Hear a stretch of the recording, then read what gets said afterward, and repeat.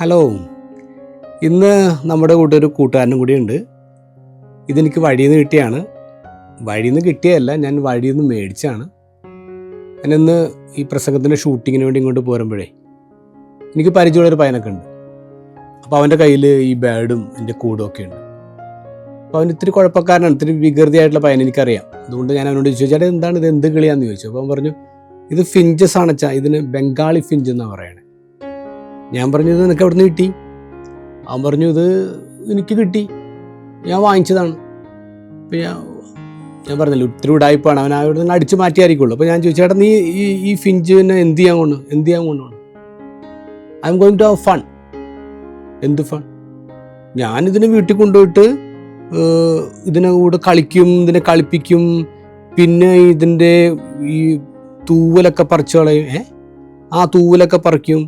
എന്നിട്ട് എനിക്ക് മടുത്ത് കഴിയുമ്പോൾ എൻ്റെ വീട്ടിലൊരു പൂച്ചയുണ്ട്, ആ പൂച്ചക്ക് ഇട്ട് കൊടുക്കും. ഞാൻ അവനോട് ചോദിച്ചേടാ എനിക്ക് തരുമോ? എന്തിന്?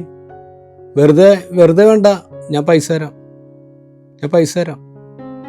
അച്ഛൻ എന്തിനാണ് ഈ കിളീന് പാട്ട് പാടാൻ അറിയില്ല, കാണാനും ഭംഗിയൊന്നുമില്ല, അച്ഛൻ പൈസ കൊടുത്ത് നല്ല കിളികൾ മേടിച്ചാൽ പോരെ. ഇല്ലടാ, എനിക്ക് ഈ കിളീനെ മതി. എന്ത് വില വേണം? അവൻ പറഞ്ഞു 500 രൂപ. 500 രൂപയെ? ആ പറ്റുമെങ്കിൽ മതി. അങ്ങനെ ഞാൻ 500 രൂപ കൊടുത്തു. ഞാൻ ഈ കിളീനെ വാങ്ങിച്ചിട്ട് ഇവിടെ കൊണ്ടുവന്ന. എന്തിനാ കൊണ്ടുവന്നറിയാമോ? ഈ കിളീനെ ഫ്രീ ആക്കാനാണ്. പൊക്കോടാ. അതിനെ ഫ്രീ ആക്കി. ഞാൻ ഈ സംഭവം നിങ്ങോട്ട് പറഞ്ഞത് എന്തിനാണെന്നറിയാമോ? വേറൊരു കഥ പറയാനാണ്. ആ കഥയിൽ ഈശോ നോക്കുമ്പോൾ ഡെവിളുണ്ടല്ലോ, നമ്മുടെ ഡെവിള് നിങ്ങളെപ്പോലെയുള്ള കുറേ കുട്ടികളെ ഇതിനേക്കാളും വലിയ കൂട്ടിലിട്ടേക്കാണ്. ഇപ്പം ഈശോ ഡെവിളിനോട് ചോദിച്ചു, എന്തിനാടാ ഇത്, എന്ത് ചെയ്യാൻ പോയിടുന്നു ഈ പിള്ളേരെ? ഈ പിള്ളേരെ ഞാനേ എൻ്റെ സ്വന്തമാക്കാണ്. എന്നിട്ട് I am going to have fun. എന്ത് ഫൺ? ഞാൻ ഈ കുട്ടികളെ തമ്മിൽ അടുപ്പിക്കും. എങ്ങനെയാണെന്നറിയാമോ?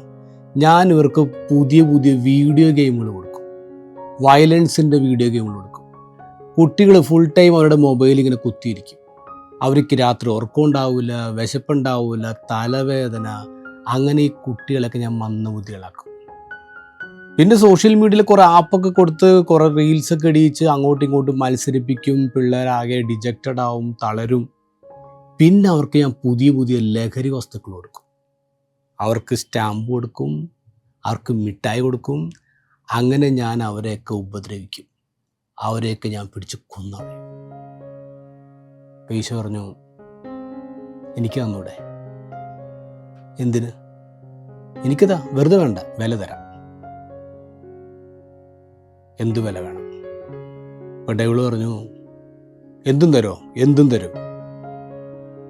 Your blood and tears. Jesus പറഞ്ഞു തരാം. And Jesus paid it in the cross. നമുക്കൊക്കെ ഫ്രീഡം തരാൻ, നമ്മൾ ഈ കൂട്ടിന്ന് മോചിപ്പിക്കാൻ, നമുക്ക് ലൈഫ് തരാൻ ജീസസ് തന്നെ ലൈഫ് കുരിശിൽ തന്നു. ഇത് ഗോസ്പൽ അതാണ് പറയുന്നത്.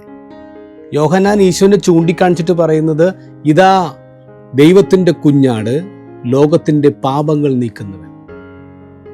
ദൈവത്തിൻ്റെ കുഞ്ഞാട് എന്ന് പറഞ്ഞാൽ എന്താ? അഴുക്കില്ലാത്തത്, പാപമില്ലാത്തത്, കറയില്ലാത്തത്. അപ്പോൾ ഈശോ പാപം ഒന്നും ചെയ്തിട്ടില്ല. എന്നിട്ട് എന്തിനാ വന്നേ? ലോകത്തിൻ്റെ പാപം എന്ന് വെച്ചാൽ നമ്മുടെ എല്ലാവരുടെയും പാപങ്ങൾ നീക്കാൻ വേണ്ടിയാണ് ഈശോ കുരിശ് കയറിയത്. And he paid it fully. മക്കളെ, നമ്മുടെ ലൈഫിന് ഇനി വിലയില്ല, നമ്മുടെ ലൈഫിന് വാല്യൂ ഇല്ല എന്ന് പറയരുത്. And what is the value of my life? എൻ്റെ ജീസസിൻ്റെ ലൈഫിൻ്റെ വാല്യൂ ആണ്. ജീസസിൻ്റെ ബ്ലഡിൻ്റെ, ജീസസ് ഒഴുക്കിയ ടീയേഴ്സിൻ്റെ ഒക്കെ വാല്യൂ ആണ് എൻ്റെ ലൈഫിലുള്ളത്, എൻ്റെ ഫ്രീഡത്തിനുള്ളത്. അതുകൊണ്ട് എപ്പോഴും മക്കളെ, നമ്മൾ ആസ്വദിക്കുമ്പോൾ, ജീവിതത്തിൽ സെലിബ്രേറ്റ് ചെയ്യുമ്പോൾ ഓർക്കണം, this life is given by Jesus through his blood, through his tears in the cross. Happy Sunday.